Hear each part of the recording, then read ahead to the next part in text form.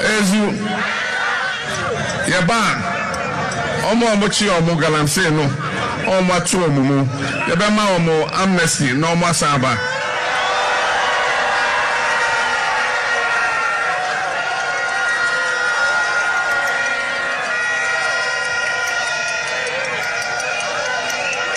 Ezu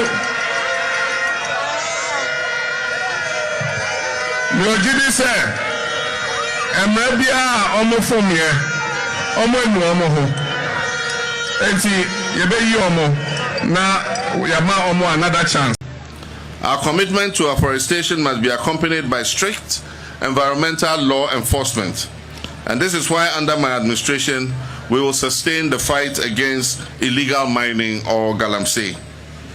I've directed that no government appointee at any level should engage in any form of legal or illegal mining. If you want to be a miner, leave government and go and be a miner. You can't be in government and be a miner at the same time.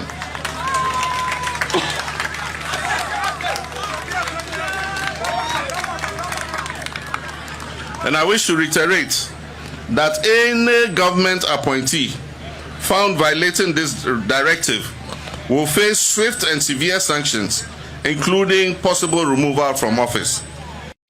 I can confirm to you that you are going to see a fight that has never been witnessed in this country. President Mahama is going to lead a very ruthless and relentless campaign against galamsey. He has not minced words at all. We had a brief cabinet meeting earlier today, and the president was very clear.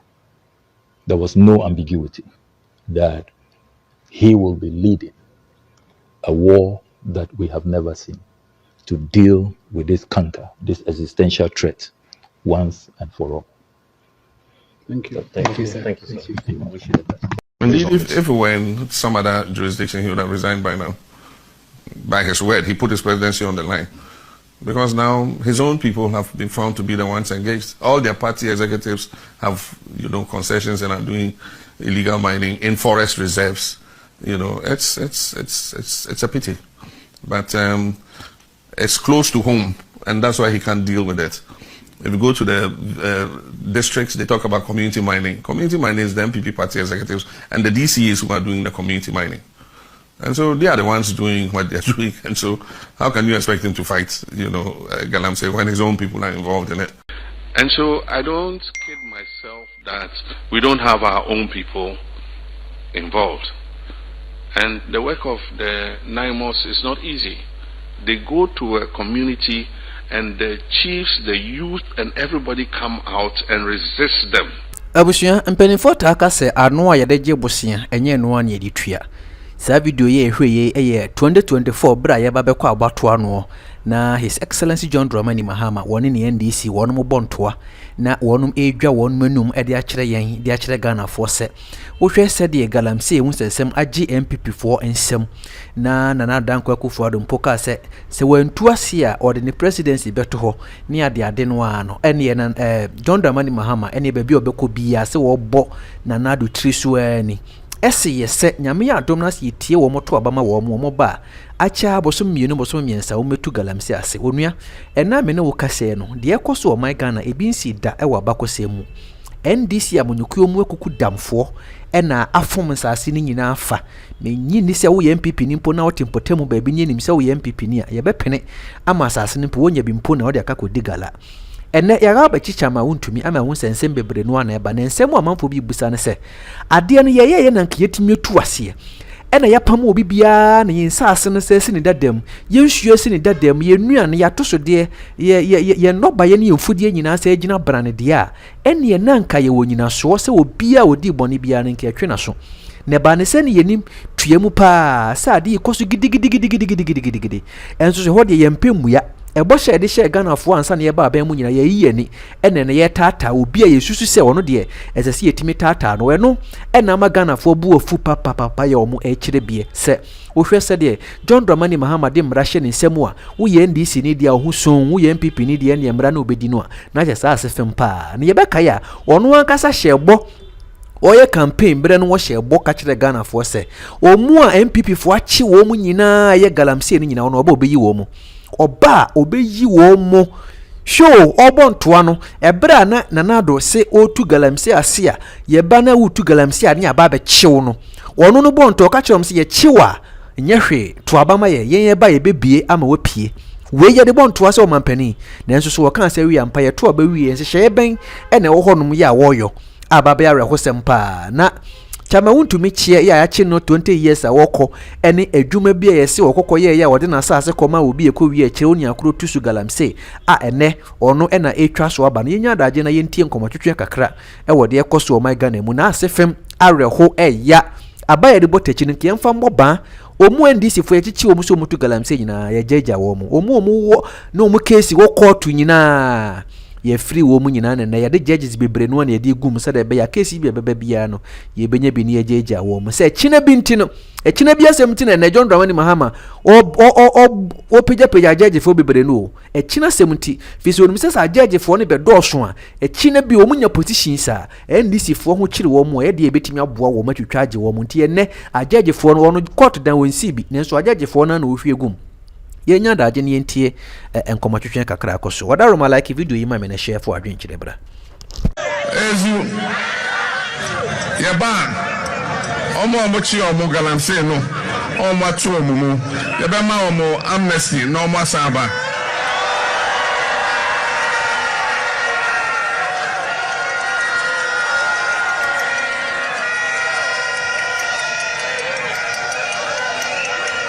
ezu Lojidi se emrebia omo fomye omo enu omo ho enti yebe yi omo na yama omo another chance. John Dramani Mahama's Bole constituency has become a hotspot for illegal mining activities, with the Black Volta River bearing the brunt of the destruction. The once clean waters are now discolored, posing a significant threat to farmers and thousands of residents who rely on the river for drinking water and daily survival. Heavy equipment, chamfan machines and pumping machines used by illegal miners have damaged arable lands. Fisher folks who depended on the lake for their livelihoods have been chased out, leaving them without a source of income. Well, the pollution of the Black Volta River poses serious health risks to local communities, including the potential for chronic diseases like kidney failure, birth defects. Right.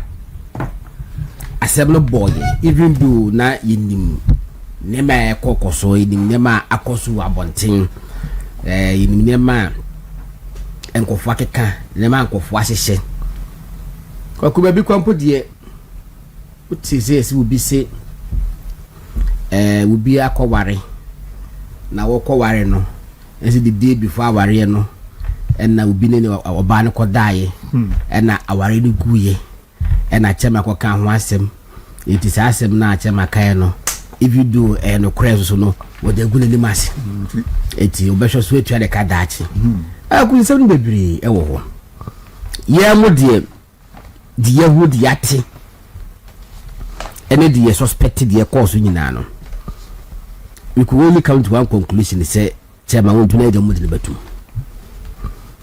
eti akoso enra edu baby na course no doso na we blame wo mo so friends so a enye because obo ma o confirmation o do nipa no obo so na person what say we mi say afele bi ye WhatsApp call nya na me that to silent edu baby ko na da was silence na dey tun edu baby na doctor ba mi aka sa ko freye me say ne ko echi na menene kasa enti Dr. Bamiase menka chi obi anse din na Wontumi multimedia yeda on Dr. Bamiase na komaso yeda MPP fo akomaso enti dia abadi nyina no ye se de ne koso nyi adwuma na everyone on lawyer for this year any party mpanifu ahia nyame adoma ekina lawyer attach ya beba na o mahwe rule ni CDCTA na ekwam be fa so akwakoye appeal no o maye enti yendie ye be ko so aye adwuma se me producer adwuma ha na ye wo no se ma wontumi editor ye bi ni ho ma wo ka ho me te ka se ma kwa be 2 years ko won si hada until then say you be interview no dan ko won si ha enti ye da mase futu amudama nyina no yafa enkranhya amudama nyina no so yaje atum e be ko so aye adwuma bible quotations am send bre nyina no so no yaye enwe nwumre no bra chairman omodne call sound prison no perfo bi di akire ekohwe ba bi ko omodne ko ma ye ni bi kasai enwumre na bosafo ko ho me no kasai no pia so bi na mekwa so a omo ekohol mo inti chairman he's in safe hands prison that year. Yes, you in fact wa wo dem kra wo fie na wo pese wo pie na se bola car ababe si gate ano na for 2 hours unya kwan pie ya in fact waso yeshi how much more say you do ekoto efiase ni etwa ya to say 20 years die ha me kakra na de we kan elia ne say for the past few years we be say chama wontumi ahoden e wo fom na ni na din yakopon ama na kokoduru eni ntira we wutimi survive we nyina ntie be ko so bompa ya ma chama wontumi bi wo no say yakopon ma na apomodin na they all go through nyina no he will come out the better appeal ni di se be ko so na adofo ko so en kire so modo nipa enya afi na wi aba enwa bi ba yi o kan elia ibi mu bosiri ibi ni mani aje enya hwe MPP4 be one people for the bi ani aje by see me no ne mede eye yi ni say chema untumi enye coward onye hufo na wachese oye obi a o take responsibility and enya ade a obe trade MPP for the personal freedom gabi said the binomo ye no and chema untumi will never sacrifice the NPP for his personal freedom and decisions bia will take the actions and inactions of him no will take full responsibility of it and our bear ne whatever consequences and baby no wa bear na dem and we MPP ni am we ninye say who will be say win to me he will not intend to sacrifice the party for his personal freedom because in microphone more true party under the bus na the biano mudije to party mu ese party because of say mo abenyo muti aiden edidi mu but Chema to me wasn't me I'm just proud say Chema to me is not a coward na obeka say the personal freedom muti obe sacrifice a party no baby akoku me pride so woni say Chema to me the charges ni baby no we ka say oye galamsi wafa ye beba ho baby no we ka say owi aban sika owi aban sika owi aban ejapade won ko fa aban asase on fa obi ahwe on fa obi ampaboa on fa obi abo fruit enna ya jele no na waku this is the second time Chema Wontumi suffer such persecution under President Mahama.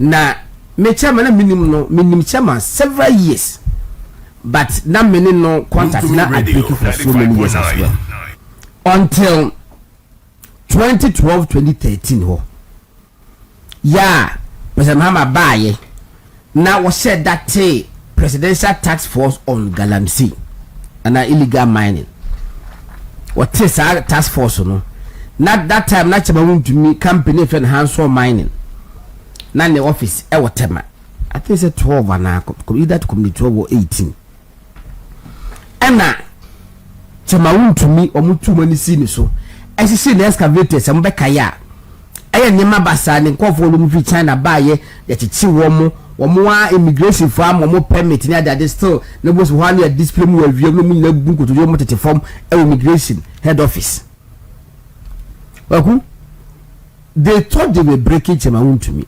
2013 no but eventually domo ye nyina Chema Wontumi came out stronger. He became more popular. He became more wealthy. And go for the pen as him. ya no na eye abusua bi ene nkofukuo bi eye omo ya se teacher ma Wontumi de ye no mbebi no nyina no entimi no ene ye besa ye bi etu ya second chapter ene mo bi no but be koso bompaye enkofo yisina wo bompaye ma ho a no bompaye de bi so ma chema Wontumi se kwaku obesan beba afwaku ye me konsem num kakra na o ye konsem num kakra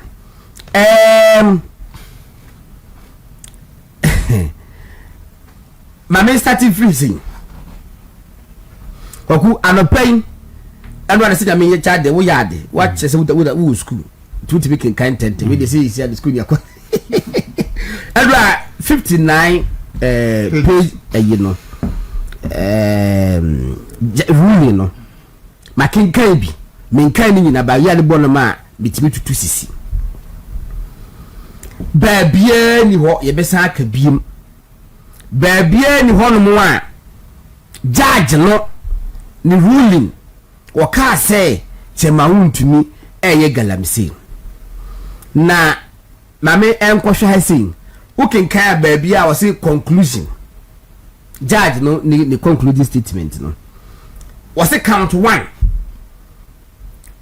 assignment of mineral rights without approval. That's what I saying. Sir, what did to me? And I Kenya Biwo, so I go compare good year baby. I'm a beer. One kwaji a country, and I said to me, Pamphlet, baby, so could you free? Yes. Yeah, be said, near China say, yeah, the Abama was I say, amount to me say, as I see table so. Fatu from a good day. Now also the a be a mobi. I want to to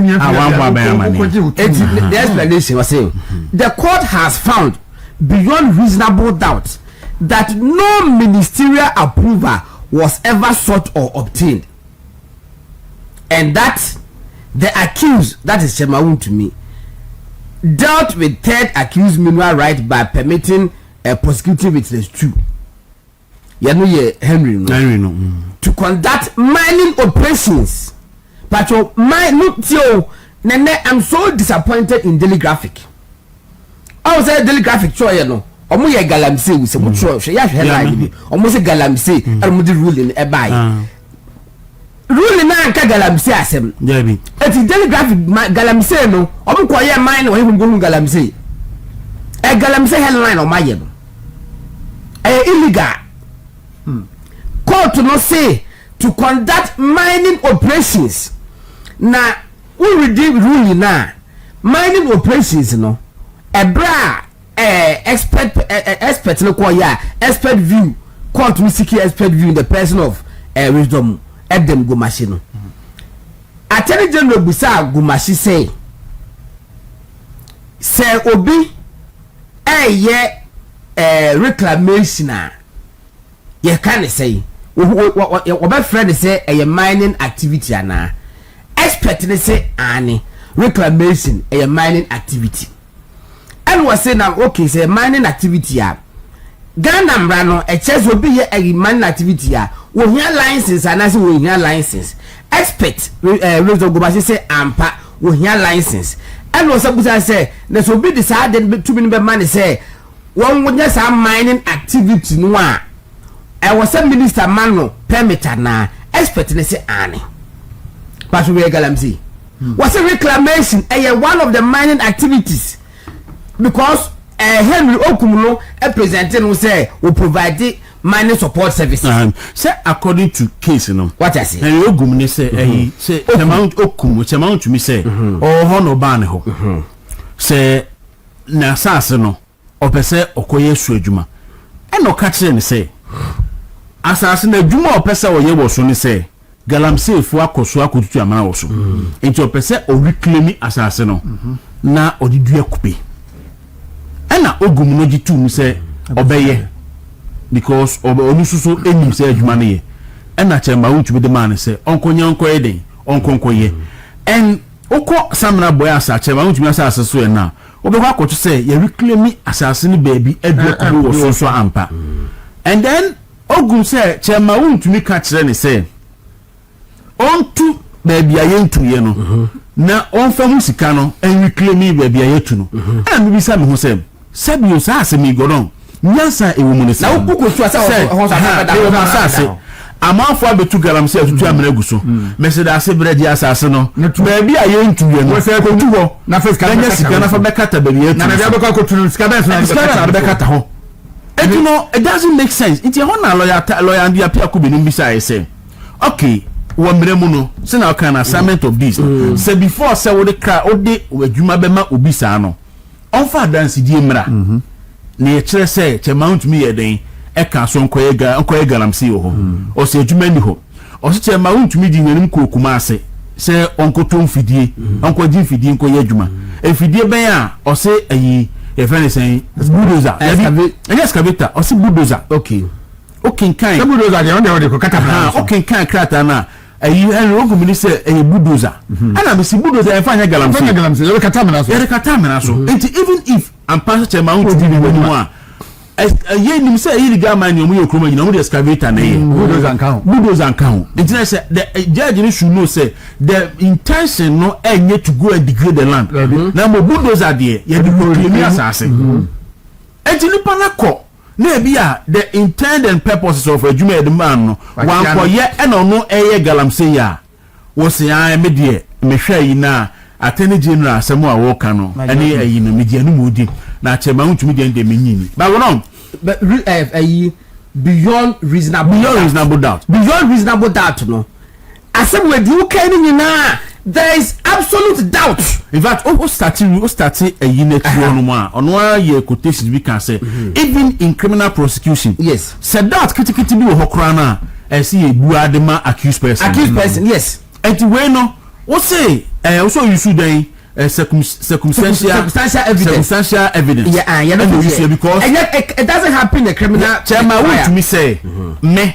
Man fa masase man say on fanye galamsey on also search a man to media assassin man say on fanye galamsey and I want me improve say chairman to the mass on fanye galamsey and a chairman to me so and a prosecutors want to improve ti yi chokrata say and no some na lawyer appeal could be the court of appeal now and that will be seen no say adanse bia ni ho a kire say chairman won to me the assassin e man say on fanye galamsey na insuranso so e de beba ne say anopena me yes example no say ene Yira Ibrahim Mahama or legally acquired mines da mines na and go fields for dia ya diama no say MPP aban badachi na so mo target Ibrahim Mahama ne on be nyina ne say ye ma enkrofo akọ excavator sakogu asase ne fa bi no mo ye galamsey na aban asuma nipa akwachi wo mo na aban de o ma ba aban de o mo ba wi na aban say nipa na mabechi wo Ibrahim Mahama asase so no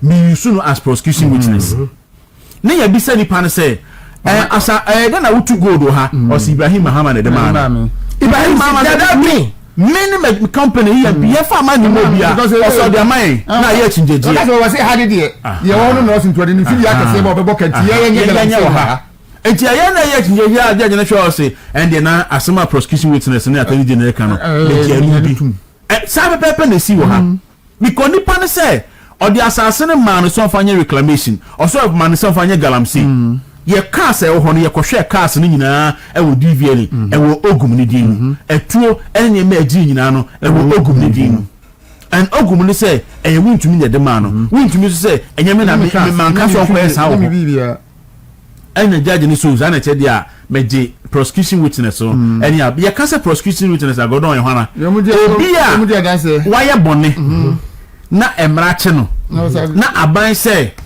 wo na why bone ama be chew say wo ye mine no ma chew de na so bedi adanse ma me etia untumi a otifie na me fa untumi ntum na ya de nipa na ba fa ohudi na ya bisa nipa no say baby a wo ye mine no chema untumi na de be share won sa na o se de bi chema untumi kura wonim ho obi an say nti mo sha se mo ye adwuma no chema untumi aba hoda o se de bi chema untumi o ma hoda na ya bisa no say mo ye adwuma no de sika ni bi akoma untumi da na o se de bi na mo sika na ye beba no kan se ye galamsey ni wi a ye fa sika ni nkata amana ne so na prosecution witness ni mi no okum no there's another one ayisi no so ka say enye chema untumi le fe ene frɛ no na okum ne ene frɛ no na professor bi send message amachi bi wo can mako message no wo say se chema Wontumi ye galamsey ye se chema Wontumi na ma omo ye galamsey a Adane omo a omo ye galamsey ye njeli wo da bia ban say wona wa betu say wo ye galamsey no jai odo ho bechew na mo be dia dance effect ya Wontumi no fa Wontumi go wo dia wonya the target because Wontumi no tiny nti opeso odu Wontumi edan etu afiase na ampa nipa no abedia dance kurumu na oduna kotu afiase nti go don in the 59-page document na me read here no there is nowhere in the document and a chair say one Chairman Wontumi je kapre e wo Henry Ogum ho no de concession man no two baby ani who I can say omo ye mining ni wi a omo the process of the mining no e be Chairman Wontumi baby say ke wi ase dream electronic transactions wo ho enka Henry Ogum e beta ka say ye ye ni blade ni ye de ba ko na Chairman Wontumi ka say o my mo o say galamsey da wo fi papa krom ye blade me ka blade no ho so nu eti ye na ko aka say ye nya blade mienu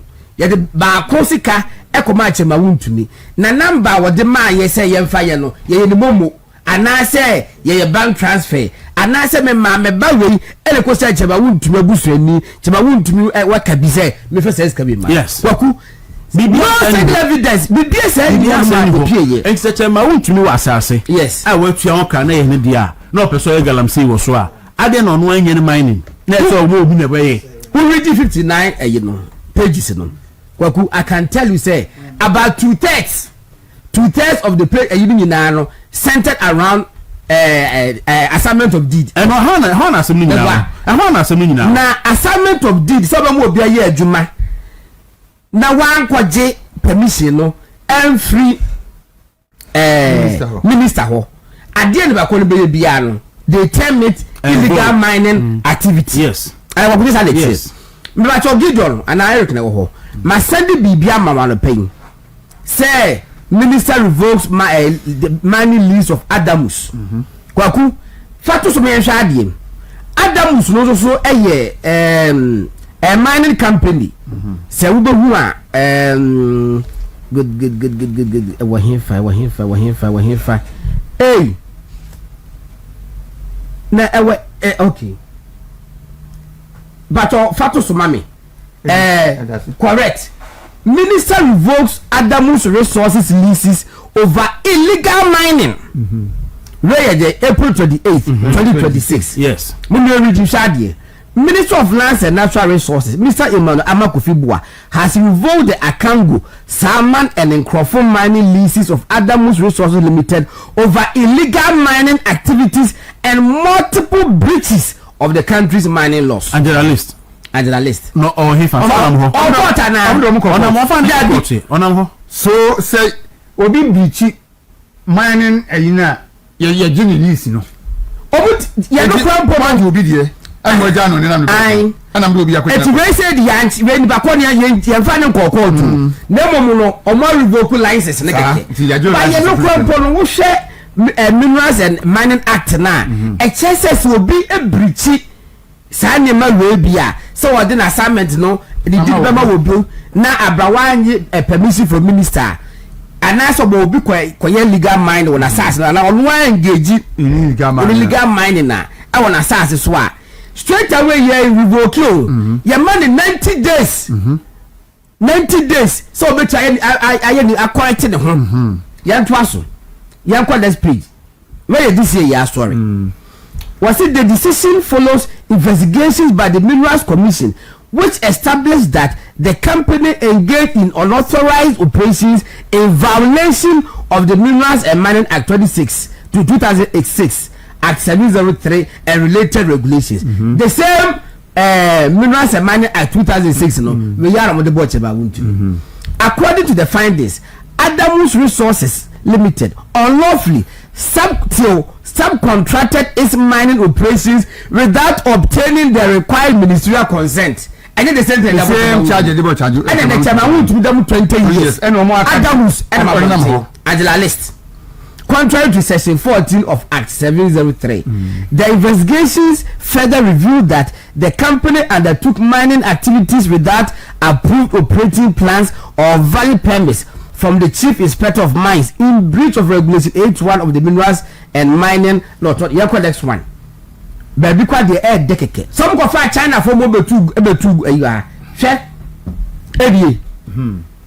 Additionally, foreign nationals, particularly Chinese, were reported to have engaged in illegal mining activities, popularly known as galamsey, on the concessions, contrary to provisions of the Minerals and Ade3. The report indicated that mining operations were conducted in a substandard manner and extended beyond designated areas far outside approved mine infrastructure. Just kwaku we put no mu di asase na asa ko di nkofo asase kan omo trash here e dey ne ye wo mu nothing ade minister ne ya ne say license ya je you free so kwaku regulations de ben ni ade ase chama Wontumi abusu nyina no the same thing na Adamus mining resources almost abusu omo de ye ne say we ne do ba so many me hu bone eti wo de maje papa baby tina why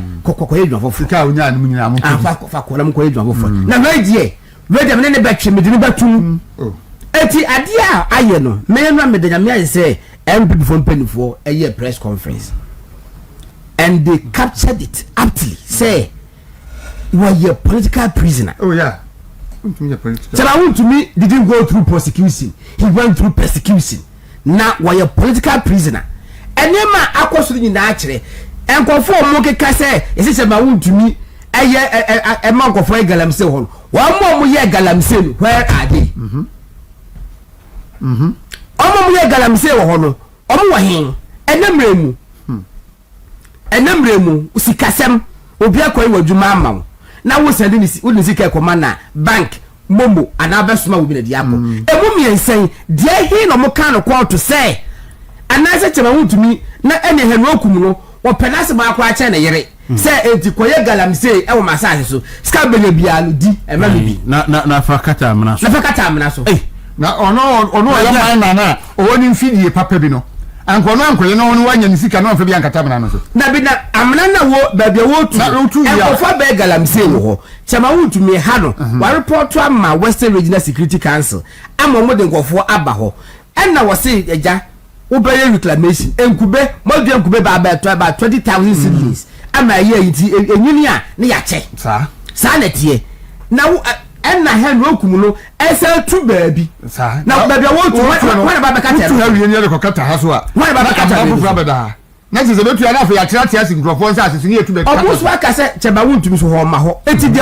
obeye no ho no be da hu assuming with that admit na kwa ku e ho no mo se Ade3 na odi adwuma mo obi no nko supervise e wo judge da be ne I say was so yes with that supervision eti e no no kwa ku why dey dey tum obi mo obi adwuma ne on supervise e dey tum why dey dey tum na adekwa ye be se che say ye orchestration say enkofo bi se da koye documentary bi e wo Western North as Western region ho e no mo de ho kan ho na wo hwe sa documentary na wo hwa bo ho an say car bi si ho ana dan bi si ho structure bi so e na atro akonta mine e de paint atro akonta mine e de paint bi atro akonta mine se class 1 for tro ye e na China ni bi gina wo bo say akonta mine Because any page me on. And this said, dear, over for you, and not in America. Say, what dear, where dear, and you then don't tell no. What for the dear time, or by the who said, does anyone,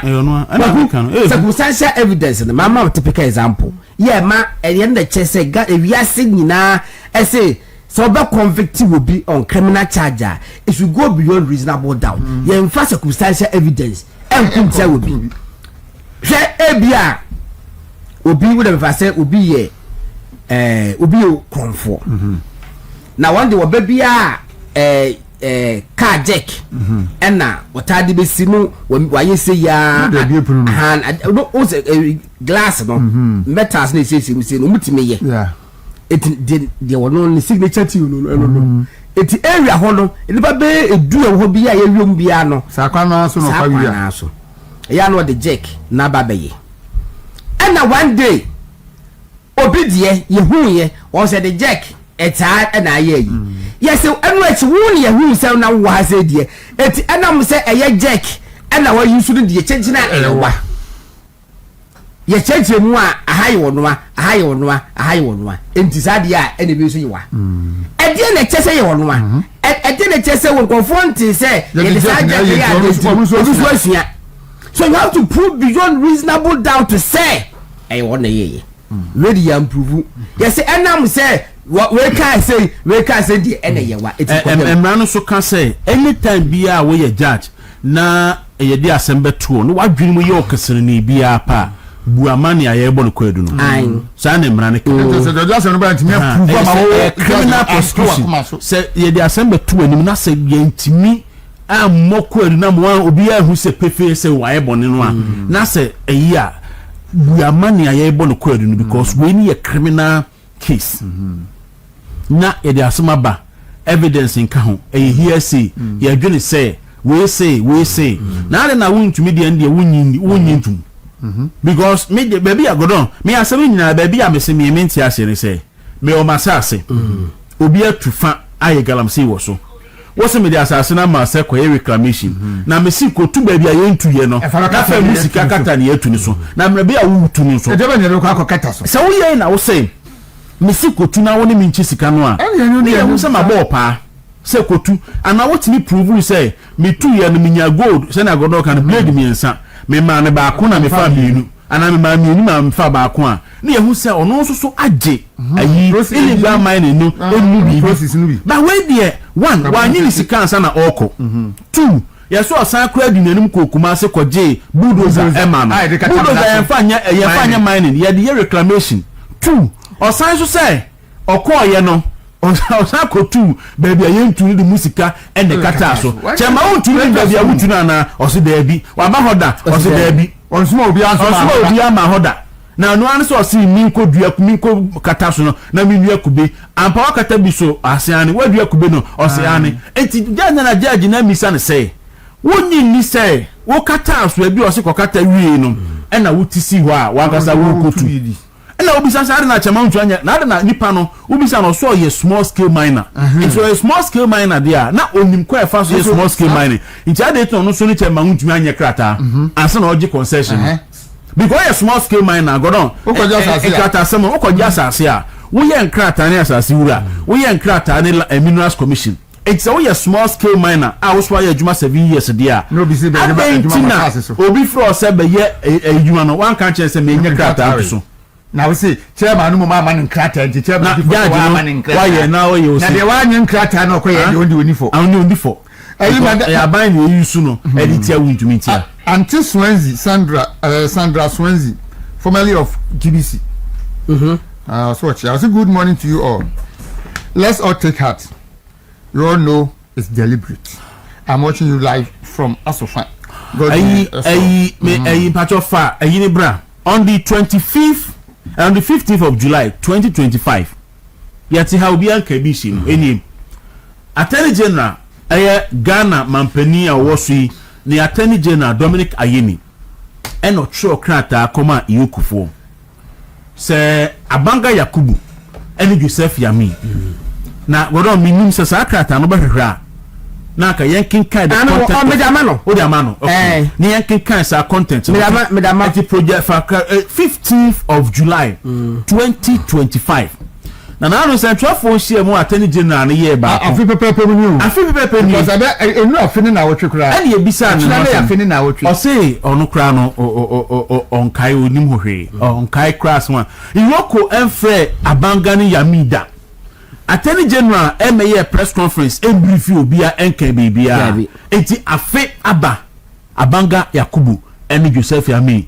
oma from wedding godon give your fakata godon man na yankin kan ha gana kikan krata na ha de biemu kakra na okay we say we ye Attorney General and what krata da koma the executive director Yoku we say directive where directive to any request directive to investigate allegations of illegal mining activities by named individuals I write to direct your esteemed office to initiate investigations into suspected illegal mining activities being perpetrated by certain individuals within mining districts in the country. This directive is born out of growing ingredients was said this directive is born out of growing public concern, corroborated by media reports and intelligence regarding the involvement of some citizens in unauthorized mining operations, generally called galamsey, that are in blatant contravention of the provisions of the Minerals and Mining Act 2006, as amended by 995. These activities not only flout our mining regulations, but also gravely endanger our water bodies, forest reserves, and local livelihoods. As your office is aware, His Excellency the President has consistently reiterated his government's firm commitment to eradicating illegal mining and restoring sanity to the natural resource governance regime in Ghana. In line with this national stance and pursuant to your mandate under Nototo Aswal, I am directing your office to invite the following persons named in recent credible reports for interrogation, namely Mr. Yakubu Abanga and Mr. Joseph Yamin. Additionally, you are to investigate any other persons found to be complicit in these unlawful mining activities. The scope of this investigation should include the matters highlighted in the Professor from Paul Boaten's report on illegal mining. And the red herring. Red herring. Into the first so call baby a credible no. Na can be mami hadi. Or say, me credible you him for. Credible, who credible? Any day. I am directing your office to invite the following persons named in the recent credible report for interrogation. Yes. Namely, that can be credible and BB.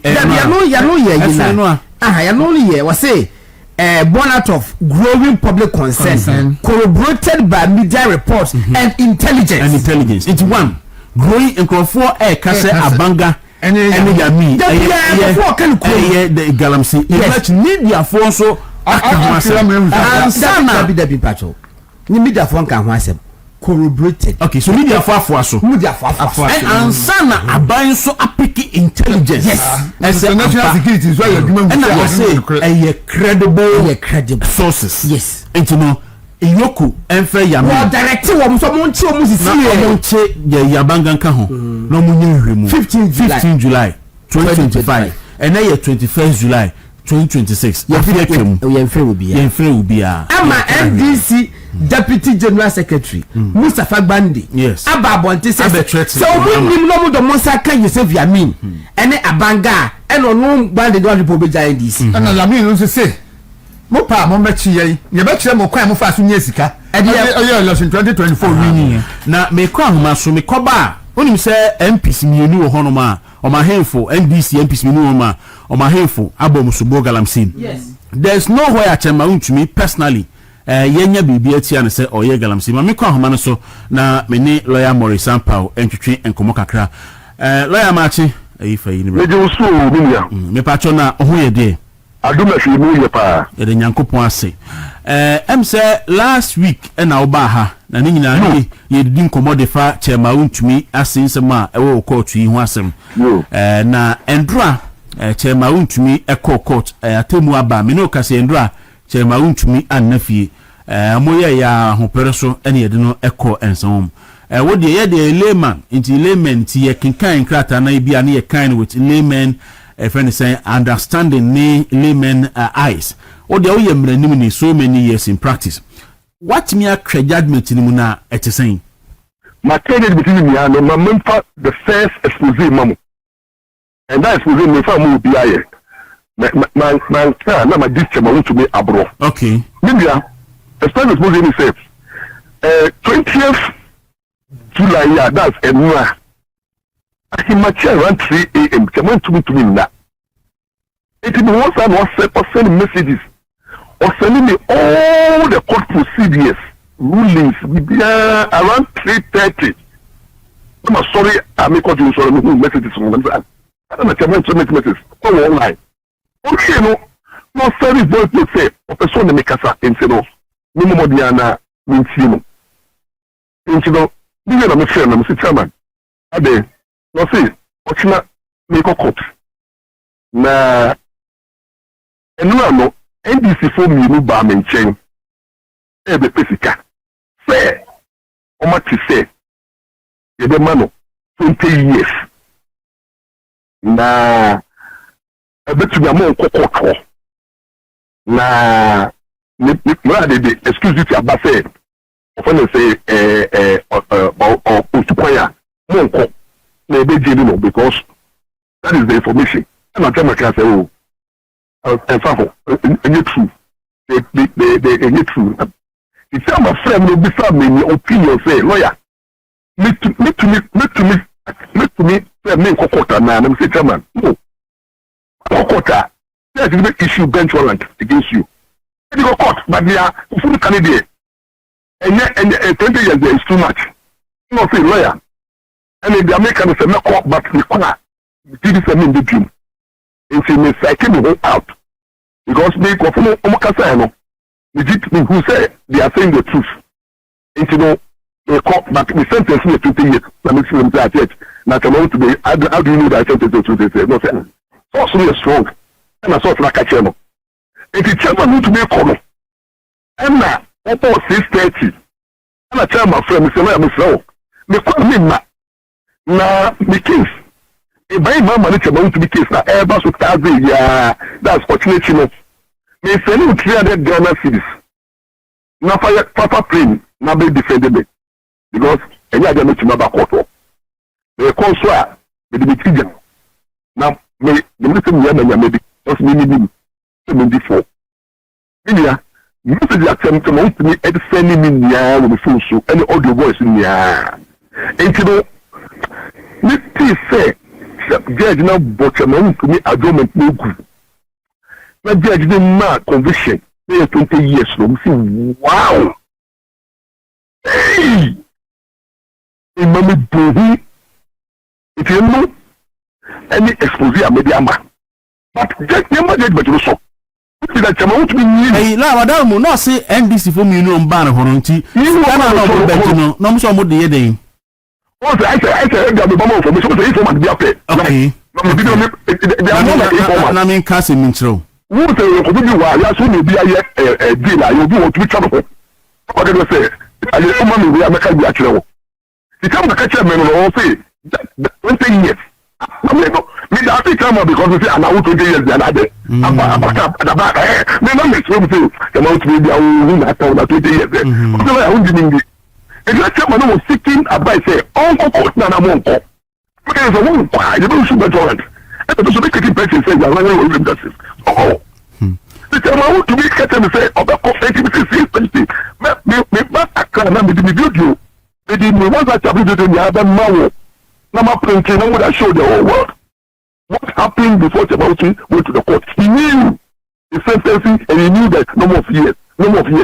How come that petition came to pass? That's because we are a few obey President Mahama and the two before the judgment they say what you say Chebauchi you be no they will now be sort of the na say your own show wake up no asem ya speaker I will give the class genetic that good which is that before the ruling and the even sentences no there are people in the NDC actually who are aware of not only the provisional but even the sentences they have information yes so to them, no. They know that Wontumi will get to So the question that you ask yourself, say, lawyer,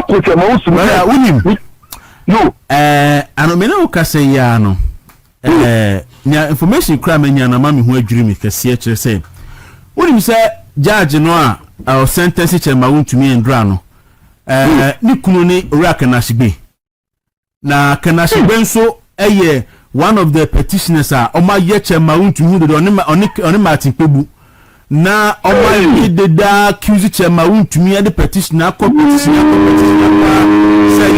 Wontumi in fact and drag Wontumi 20 years no Can I ship about one tia say as a sank jailing 25 years. Say Mount can I ship be yere any justice koku tales the same. Na anopay me ho adwumi. Na me no ka say me kura me sam obituary. Aye judge no ni papa ewu ye. Can I ship di wo so say aso. Wow. Now, do you know something? You see the conflict of interest. Wow. This is a case where your husband has interest in the case. Yes. He got interest. Yes. Say, young journalist come out to me. Yes. Tell me why I chose to judge. And so what communication and this information.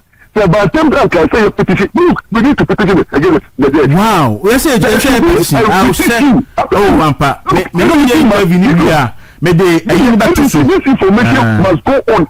Yeah. It is second I should be ASA in an yere and a judge. Can you imagine? And you see, okay. What you say? What the first one? I'm a Nikulu, you all this. Hey, I'm Nikulu, okay. The exposure of the judge is here. Oh yes, bullying, obule. Na put him 2 times. Now, all to be denied, let me tell you publicly.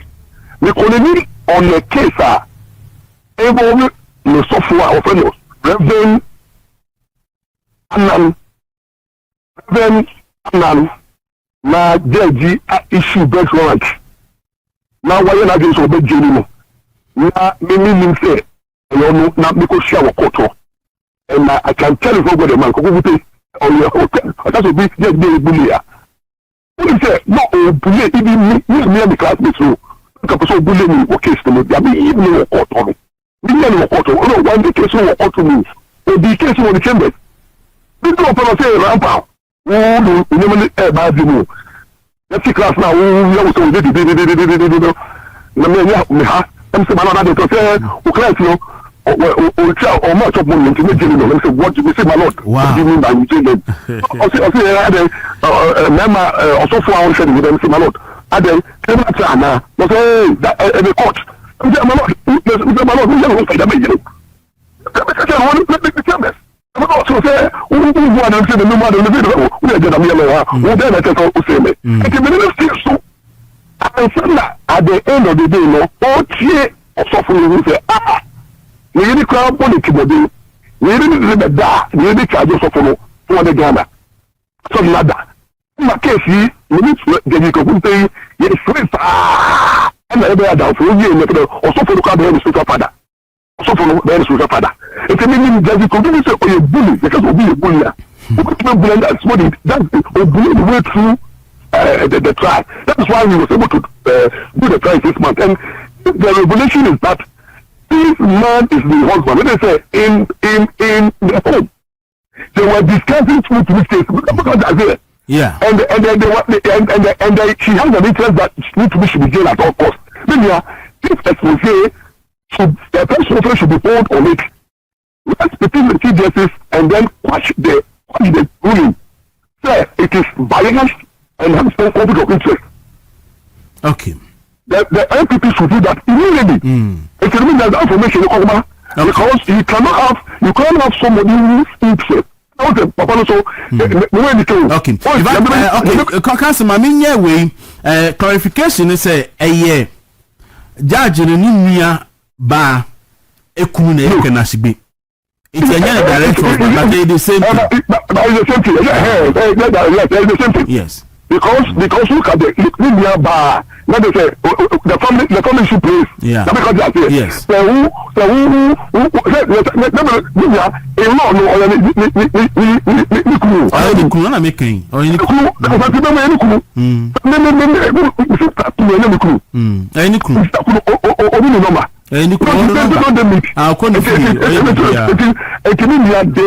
this issue should be raised. It's very short to say that man has an influence over the judge. Yes. Even the way he rule. And then only said this is going to also the guy 20 years ago, I said 25. Can you imagine? Yes. This expose must go all out because once is related to the judge. Two marriage. And correct. Only mistake here. Only mistake here. What I say is the truth. So let's look at that angle. But you see, I've read the judgment. Let me educate you, Kakra. Every judgment, what in the piano, 80% of the judgment is discretionary. When paper is based on law, any evidence. If you're chasing every judge has a potential bias on you. And that bias, you know, that bias, you know, a judge exhibits it through the proceedings, the conduct, the actions, and then through the written ruling. You know, judge push between the it's not going to say, so my Wontumi accusation be a demand, you not direct evidence, yet credible, yet position to be proven the case beyond reasonable doubt. Number one, so my Wontumi, Adane assassin, be voluntary say, on your galamsey, no benefited. The evidence is clear, says my Wontumi did not be benefited from the galamsey on his land. The evidence was clear, said Wontumi reported galamsey activities on the land, which were research. Western Regional Security Council. Western Regional Security. I'm a regional Mr. Kabeji Adane say there was a formal complaint. Almost course out to submit it. Three, there was evidence that says Samatex, our forestry possession was that temporal. Yes. Were also fighting Wontumi and allow his own vote also to do that so the land. There was no direct evidence that Wontumi encouraged or gave the land for galamsey. Now, 7 million. You know, I got to the concession. Now, all your process now, or the land, the mouse say, all your galamsey. One the Ojisica. Oh, yeah, galamsey or 2 years, so one Beniska. And that was the evidence. I mean, Mama went to galamsey, no cock here, court to say, Yama want to meet the man, you know, Yamanisica. Number 2, I believe the 2 million also. Why you share with me? You know, every reasonable person, every reasonable Ghanaian, but that's what I say. The movement will be the money. No one difficult, no one benefits. And then they say, some amount of money. And you know, the evidence of the Wontumi say, as I say, now, for the galamsey was so, now, what will the now, who could say, oh, so dear, now we came that's awesome. That's a good idea. If they are not coming to me from the evidence, one cohort, or in the was site war. And at the end of the day, let's take it for the taking control of the security of the police. If you only as a person, no only interest. Some of the scam no more could be someone penal of I'm a report to come by the police station by I tell the court case and what high court I won't be. As to you who owns the possession. You know the idea. Yes. The possession is a matter of legal investigation before secondary high court. As to who is the owner of that possession. How come? Say, even the owner of the concession is in dispute. Number two, the person who is alleged to give the concession did not take money, did not benefit. But those who were in the land, to go. You see me just because you want one person. You use you become a lie, you become a testifier. And I know my law. Law say court where you could prove it's your court. The accused person, I come to be only legal responsibility to defend to prove his innocence. All that in law is required. They say the man Wontumi will need evidence to throw doubt on the evidence of the prosecution. It means I mean that report so they say, whoa. I mean, galamsey no. Maintain some quiet galamsey. May move to me class BHSA and a man benefits and a man James Sika. Someone say man benefit by between the man to be story. And against ọmọ deɛ yàtí ọmọ yẹ asẹm Almost say, as some and church among to me, eventually, within the two people, you know, I said, really sorry. I said, oh, we all know anybody. Yes. One can say, I think like a look, our council, we are down here. That's a big thing, you know. Who don't need of it.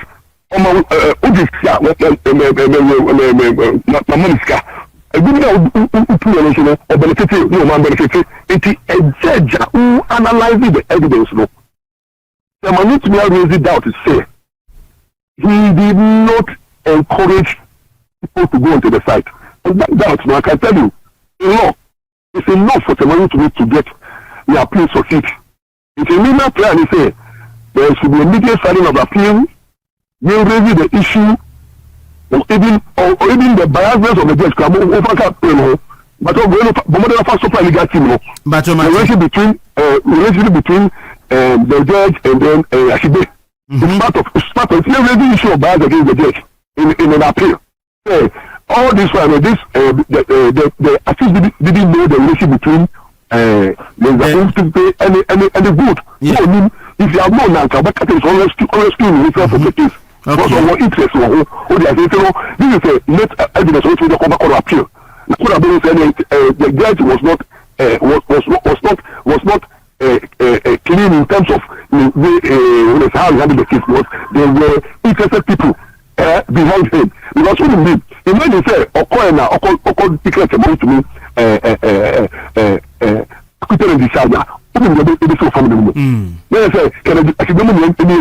Yes.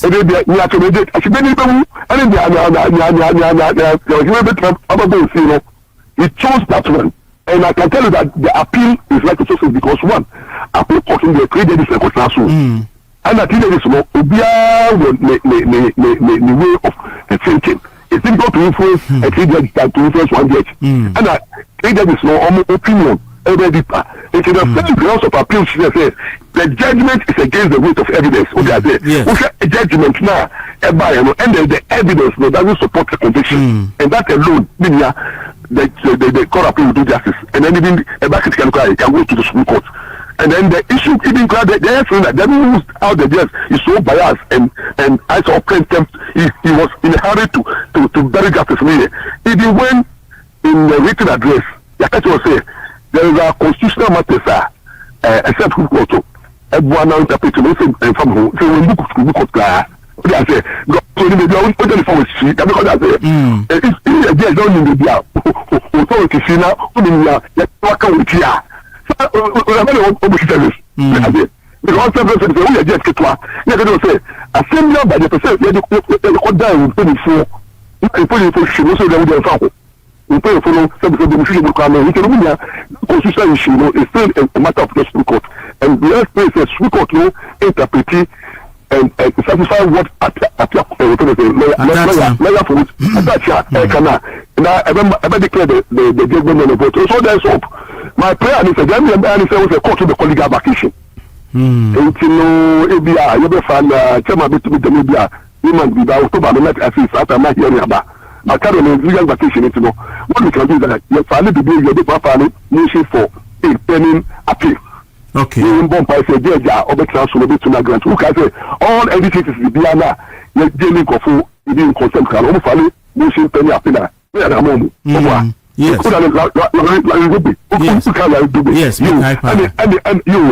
Any other cases, the judges should be pending appeal. If you know, we pray say someone is to have that be pending appeal. Number out, and we pray say the justice of the land will prevail.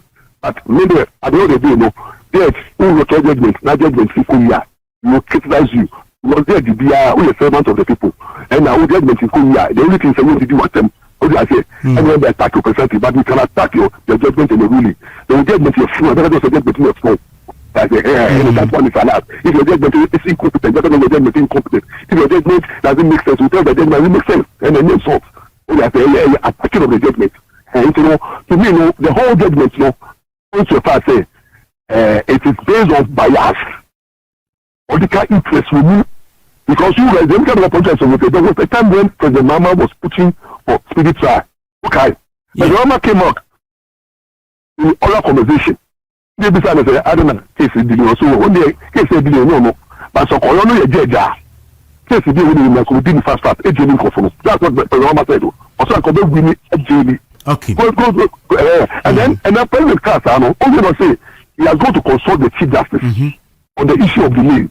If he says Chief Justice also, then we will take action at you. You are supervising an administrative boss.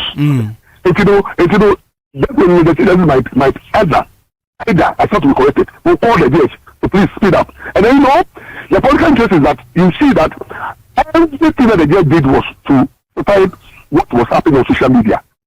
The attack on her to speed up the case, led by Kevin Taylor and other people, and a case delay, and a case delay, and a case delay. So they said they got to a time the judge started talking in open court, blaming Apiakubis, or delay case, now social media, television, so it means that the judge was watching us. Because they are there. Yes. They don't watch here, but also for her to say, which some of the radio stations, so they say, Miss Otiemi,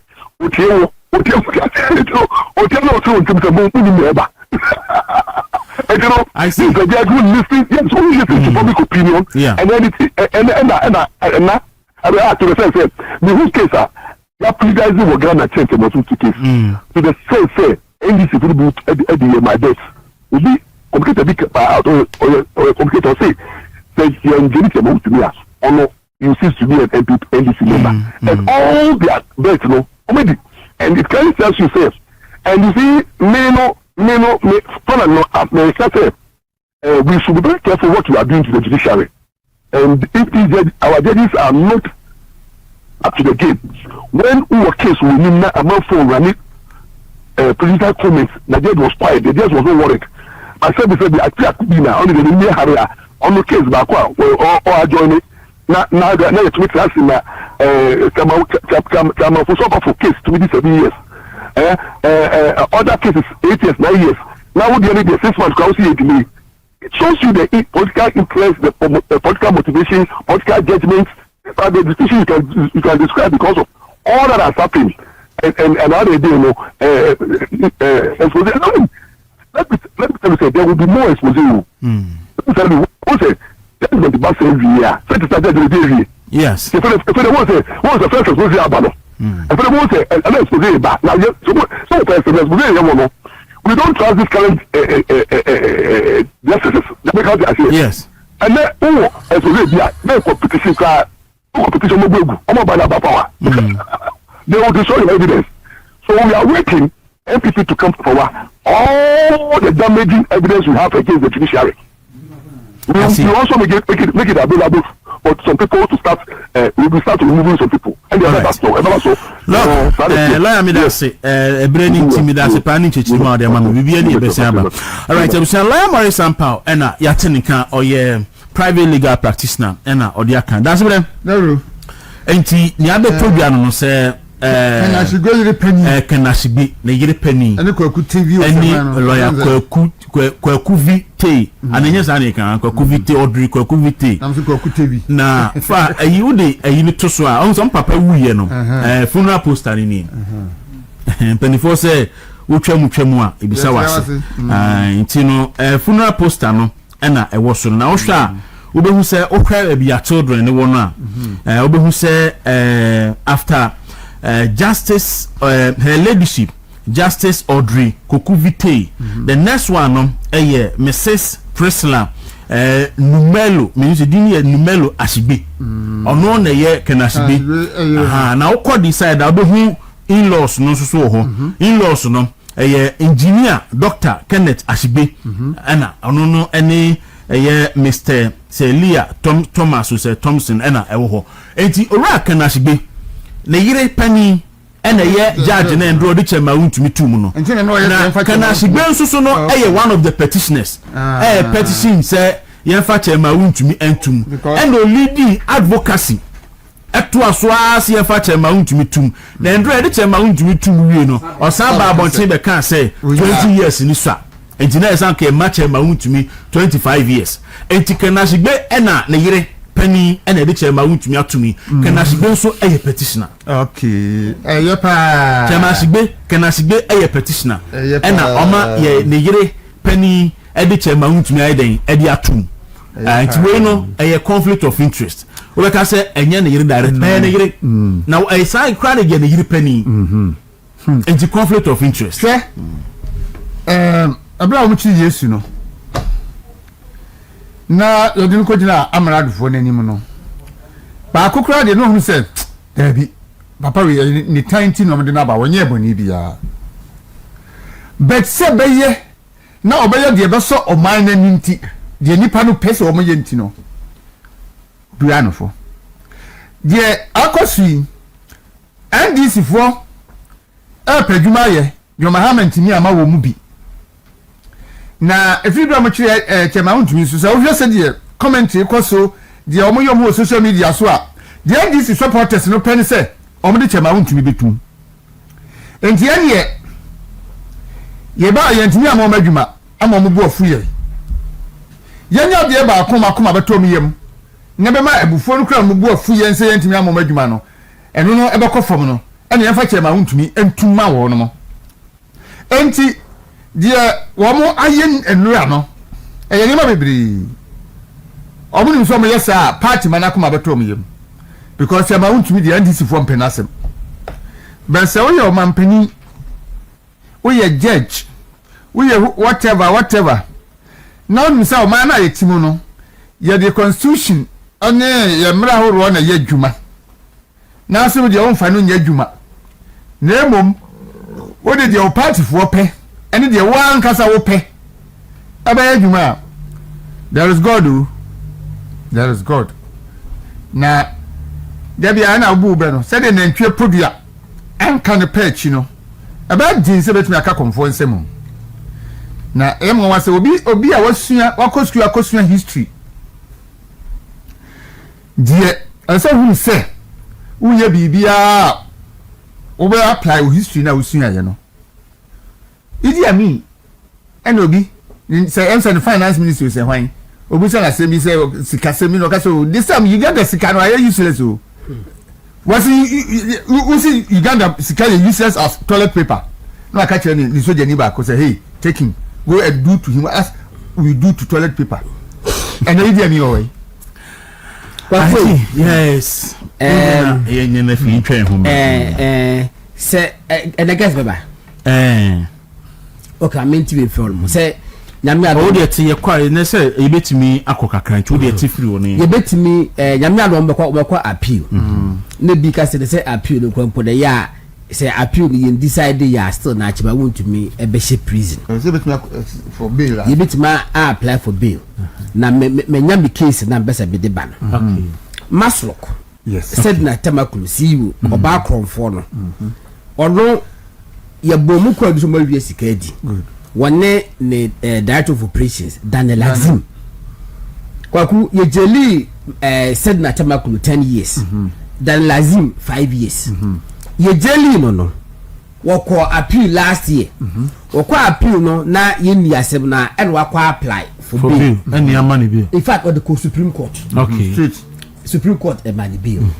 a man a 500,000 he say bill condition Eric give your patch me that to factors na me that amount factors in read now he says the president the year intino the man no factors say I already inquired there the shebo one say was saying said na Tamakulu's co-convict gets Supreme Court bail in Maslok case we date the crumple here we date no me ka story na me who date no intino obohu sa yin was say said na Tamakulu's co-convict gets Supreme Court bail in the Maslok case you know I don't know correct afi ya story ni was saying oh okay the first paragraph no anye but I mean ko say unhappy with his imprisonment in April 2024 the former head of operations of Maslok through his lawyers led by Augustus Obo lodged an appeal against the conviction and the sentence. However, the appeal initiated over a year ago has stalled, leading his lawyers to file an application for bail pending appeal, having already served nearly 2 calendar years of his 5-year incarceration. On Wednesday, 14 January 2026, a 5-member panel of the Supreme Court, presided over by Justice Abadu Tanku, granted him bail in the amount of 500,000 Ghana cedis. In addition to the bail amount, he is required to provide 2 sureties, one of whom must be justified with landed property. Menoka said that lazim be condition you know 1 million. There be the Supreme Court. Supreme Court 1 million. There be no go here convict. Net me 50 million to be. Yes, Supreme Court there no 500,000 pay. Kwaku Menoka say Daniel Azim ye jail no 5 years no. What if you 1 year ni? Yeah, or you na appeal no ho asem. It's hard ye gidi se bi be. Okay, it's we no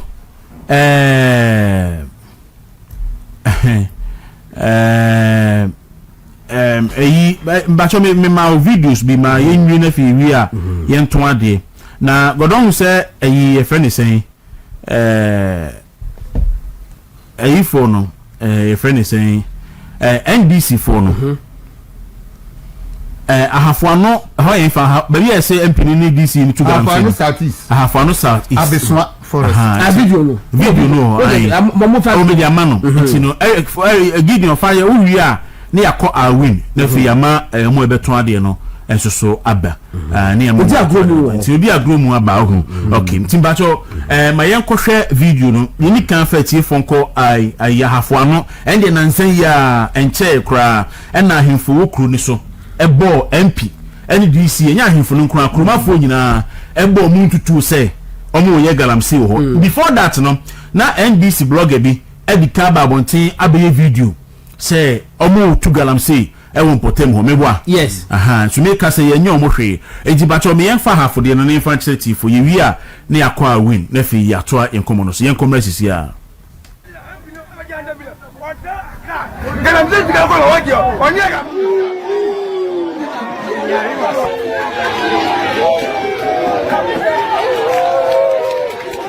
Bitu jo abaganda mile bitu bia ampigizi na ampino abaganda mile ota aka galamsey diga ko lo wajio onyega mano ye kesa bade odu ayama nani ke odudia ka to manje batom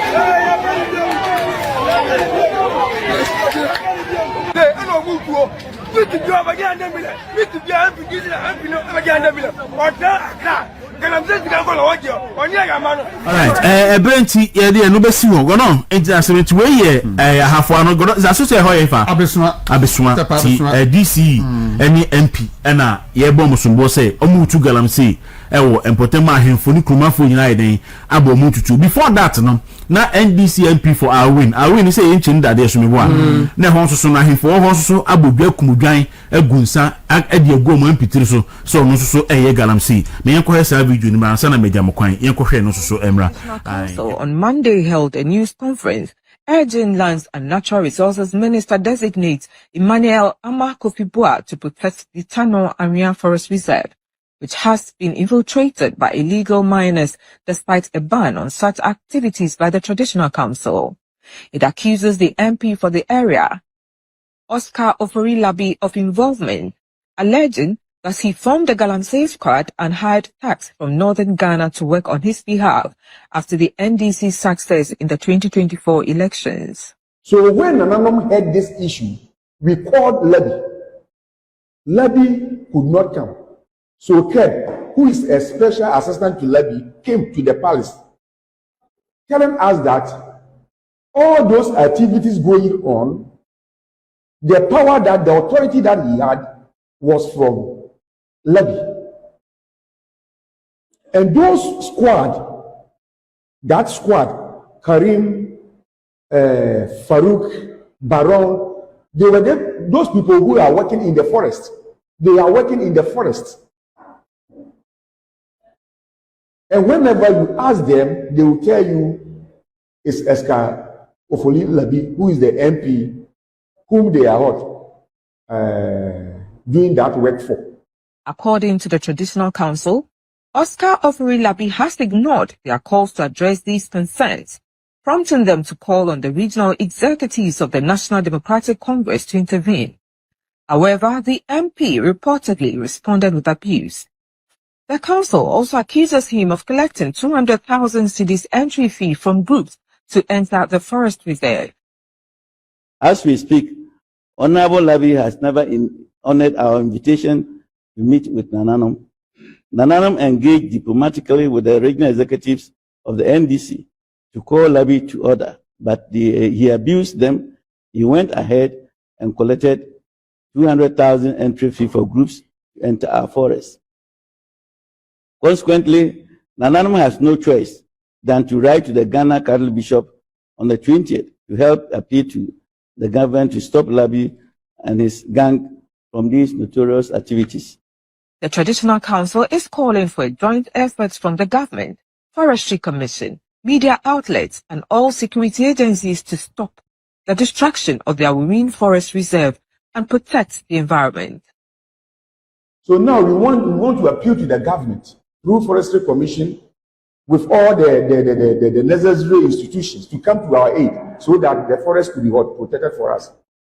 Iroma Smith, TV3 News, Awin. The Awin Traditional Council on Monday held 3-4 enkrato ena omo eyeye efa Awin. That's when go down.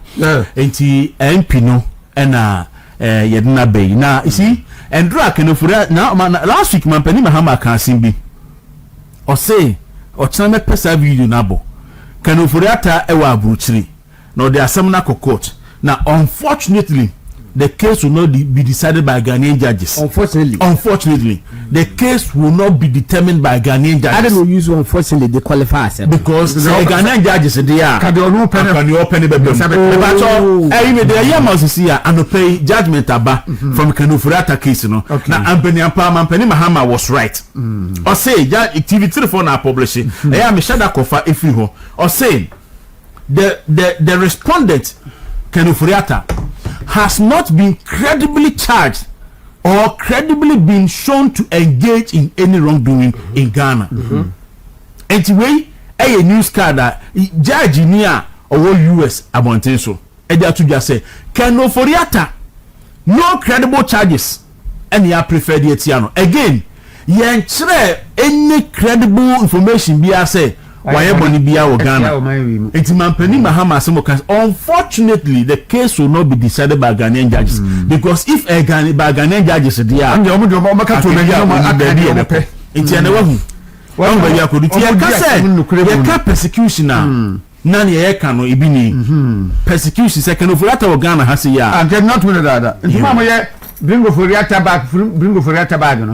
Back, no, you okay, and one has because what mean Cassian for being free, baby, or woman, bra, on your bonibia or Memo. Tibonia was why, no? Ghana, put you I almost say, almost could do a diaboni in Anna, said the credible charges be himself. I have not proven, say, why a bonibia do Tio Mino, and you know, it's a ruling now, but you're a kind or say, they're not so good details. That's one part of the Dr. Dennis Mammy. Oh, I'm a video I could be here. Dear, a branch and blog and the car say,